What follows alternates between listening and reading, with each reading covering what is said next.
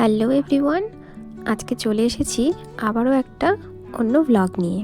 আমাদের senior worker দিদি পূর্ণিমাদির farewell অনুষ্ঠানে আরেকজন ওয়ার্কার দিদি প্রতিমাদি কিছু বলছেন। অনুষ্ঠানে উপস্থিত সকলকে পূর্ণিমাদির সম্পর্কে কিছু না কিছু বলতে বলা হয়েছে, কিন্তু সেখানে আমি সেরকম কিছু বলতে পারিনি, কারণ পূর্ণিমাদিকে আমি খুব কম দিন ধরেই চিনি। কিন্তু এই কম দিনেও আমি যেটা দেখেছি সেটা হলো দিদিকে তার হাজব্যান্ডের সহযোগিতা। বেশ অনেক দিন ধরেই দিদি অনেকটাই অসুস্থ।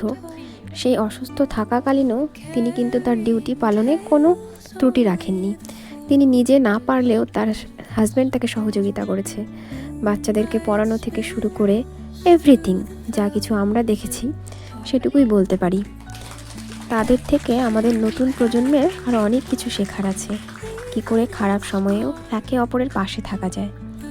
এক কথায় স্বামী স্ত্রী হবার পাশাপাশিও হলেন সহযোদ্ধা, যেটা দেখে আমি তো খুবই অনুপ্রাণিত হয়েছি। দিদির সম্পর্কে অনেক কিছু বলতে গিয়েই তার হাজব্যান্ড ভালো খারাপ অনেক স্মৃতিচারণা করলেন তিনি।